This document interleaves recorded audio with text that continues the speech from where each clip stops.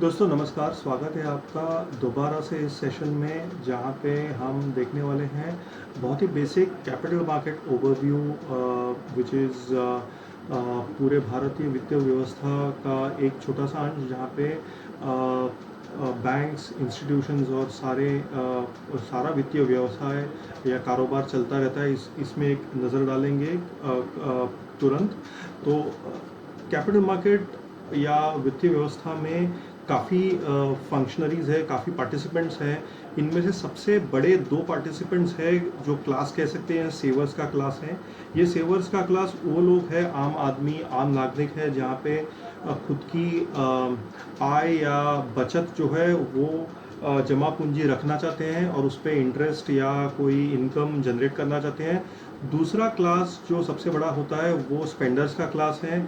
वो लोग जो लोग बोरो करके या पैसा उधारी करके या फिर पैसा सेवर्स से इकट्ठा किया गया पैसा इस्तेमाल करना चाहते हैं कारोबार, व्यवसाय या किसी भी शॉर्ट टर्म, छोटी सी या बड़ी, काफ़ी बड़ी लॉन्ग टर्म प्रोजेक्ट के लिए।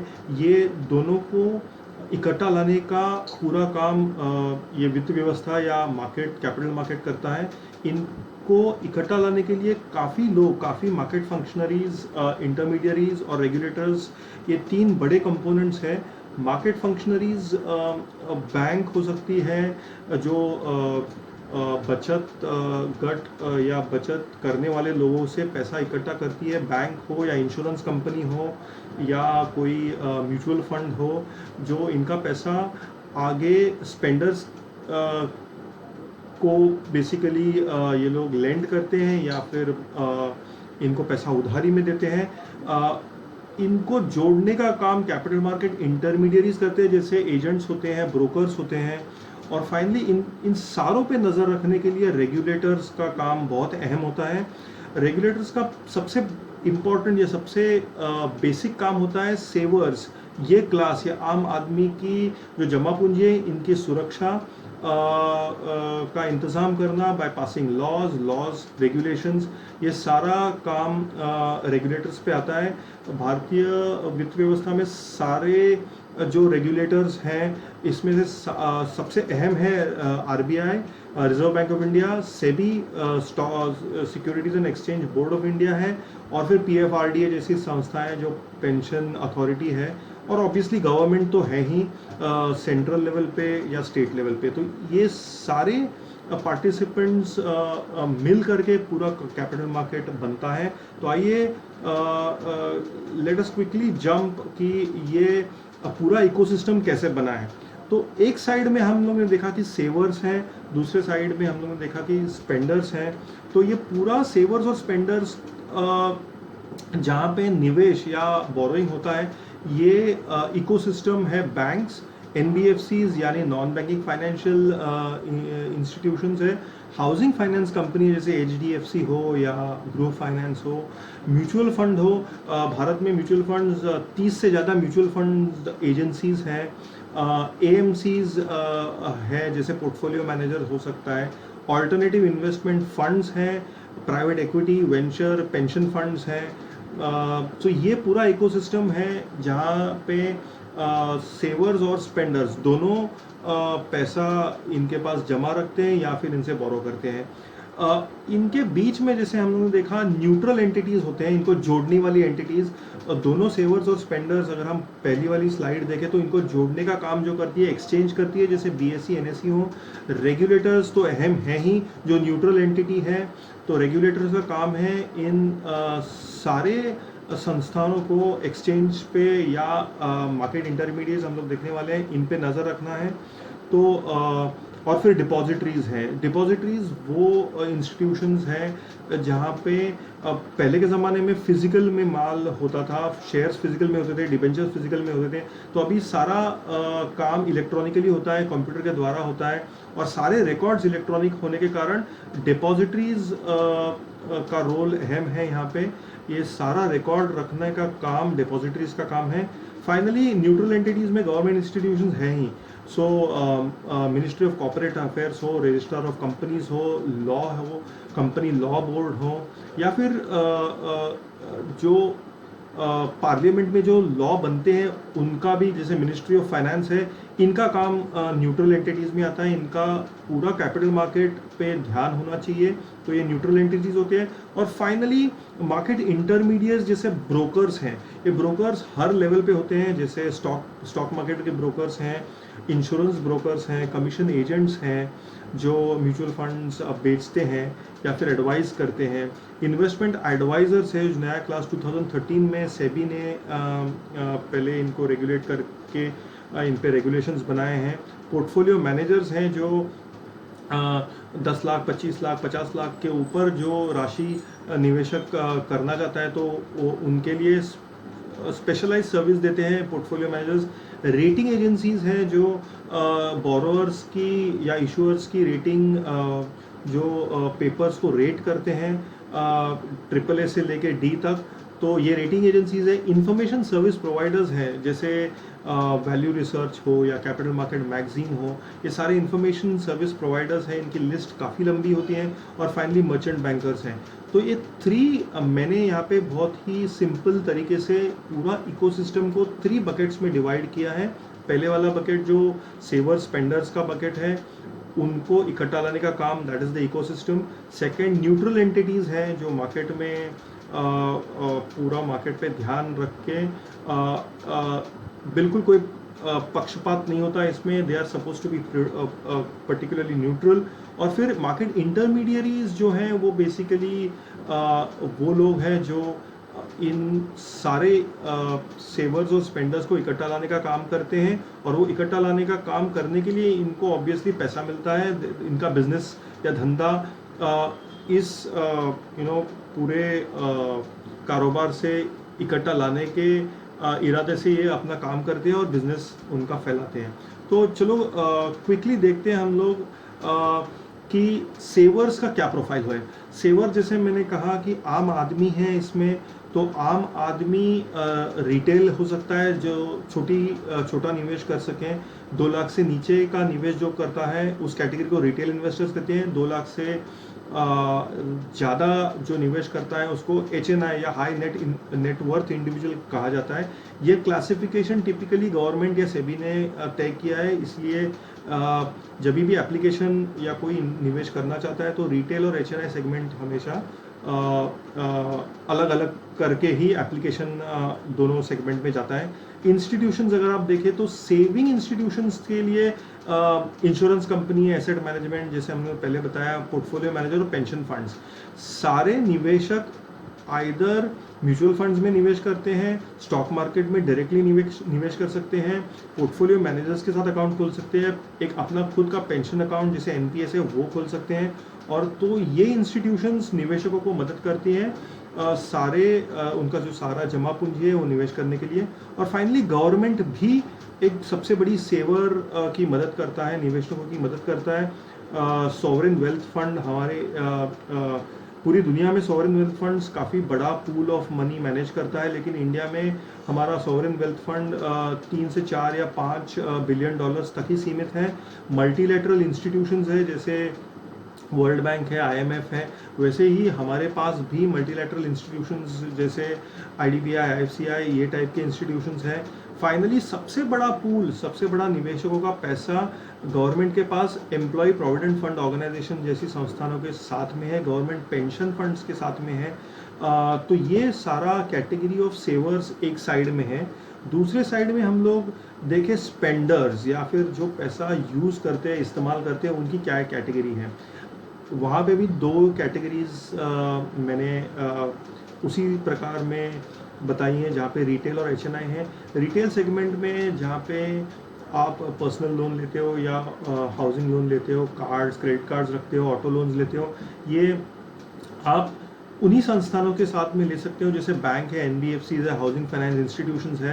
तो इंडिविजुअल्स रिटेल कैटेगरी से पैसा वहाँ से उठा सकते हैं। HNI सेगमेंट जो बड़ा पैसा उठाता है, लोन अगेंस्ट प्रॉपर्टी लेता है, बिजनेस लोन लेता है, वो भी category as an individual category है।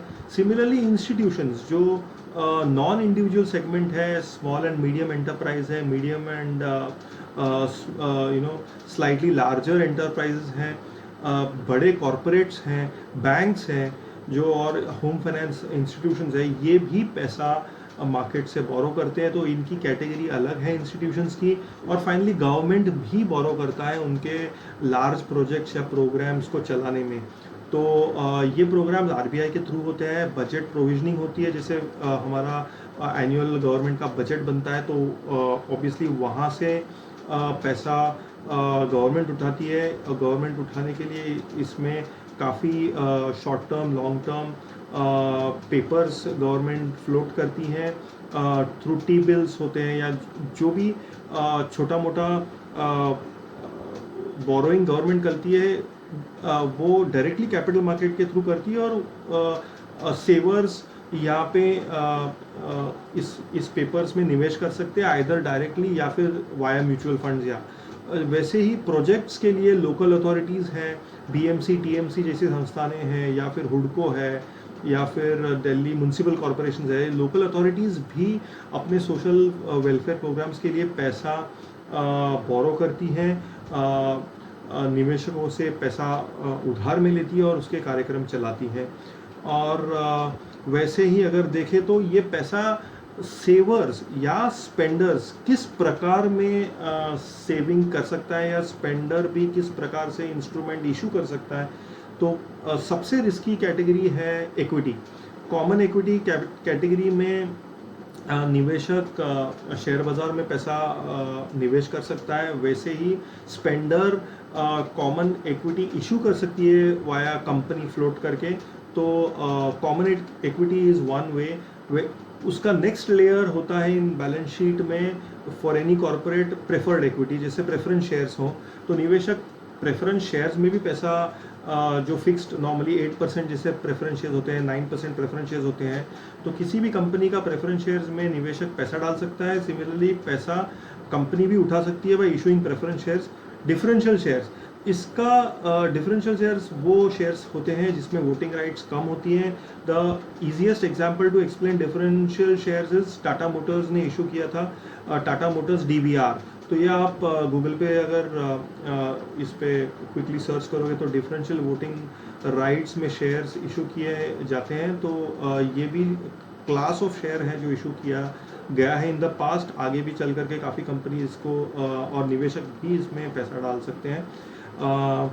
डेट मतलब बोरोइंग टाइप का जो कंपनी पैसा बेसिकली उधारी में पैसा उठाती है, ये डेट कोई भी उठा सकता है।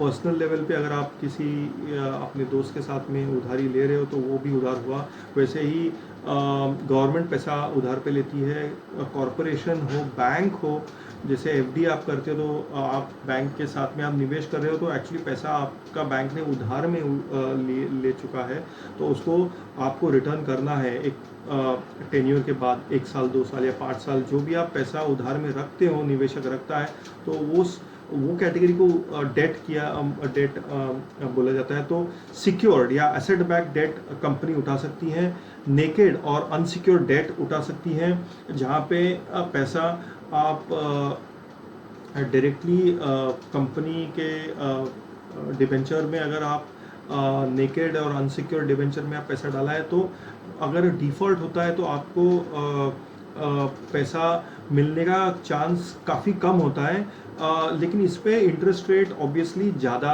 आपको मिल सकता है निवेशकों को, लेकिन कमेंसुरेट रिस्क के साथ। Convertible, non convertible and perpetual redeemable, ऐसे भी डिबेंचर्स होते हैं जो इशू तो होते हैं डिबेंचर्स के नाम पे, लेकिन फाइनली इक्विटी शेयर्स में कन्वर्ट हो सकते हैं या फिर प्रेफरेंस शेयर्स में कन्वर्ट हो सकते हैं।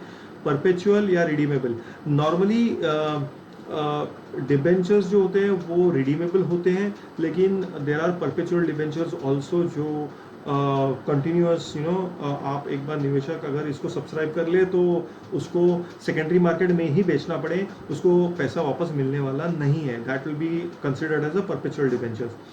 रियल एस्टेट से हम सब भली भांति परिचित हैं। फिजिकल अगर आप पैसा निवेश करना चाहते हो या किसी कोई बोरोवर है तो वहाँ पे रेसिडेंशियल रियल एस्टेट है, कमर्शियल रियल एस्टेट है। फंड पूल में भी रीट्स का नया कॉन्सेप्ट निकला है जहाँ पे निवेशक रीट्स में पैसा उठा सकता है। कोई बिल्डर हो, इंस्टीट्यूशन हो, वो रीट का के मॉडल से पैसा उठा रहे हैं। Leverage finance is also one mod जहाँ पे पैसा रियल इस्टेट में नॉट थ्रू फिजिकल मोड लेकिन फाइनेंशियल मोड में बेसिकली पैसा उठाया जाता है, या फिर निवेशकों को वो पैसा वो टाइप में इन्वेस्ट कर सकते हैं।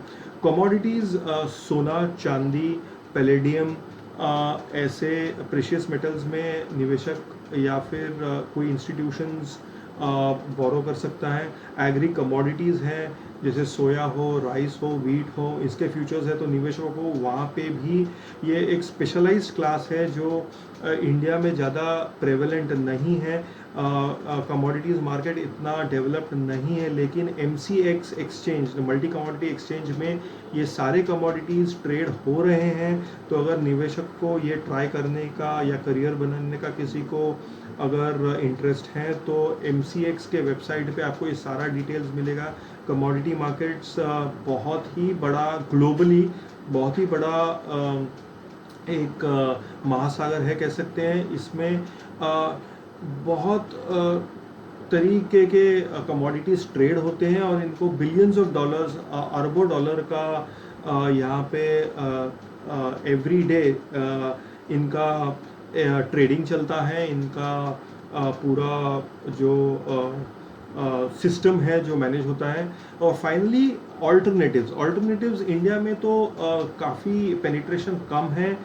यूरोपियन एंड US मार्केट्स में ये ऑल्टरनेटिव्स का पूरा एंटायर सेक्टर है जहाँ पे बेटिंग से लेके contracts for differences which CFD से लेके वेंचर प्राइवेट एक्विटी का जो पूल है वो काफ़ी बड़ा है। सीड फंडिंग जो सबसे ज़्यादा हाई रिस्क माना जाता है वो सीड फंडिंग मार्केट भी काफ़ी बड़ा है जहाँ पे निवेशक छोटा या बड़ा seed funding, venture funding type pool of money में इन्वेस्ट कर सकते हैं।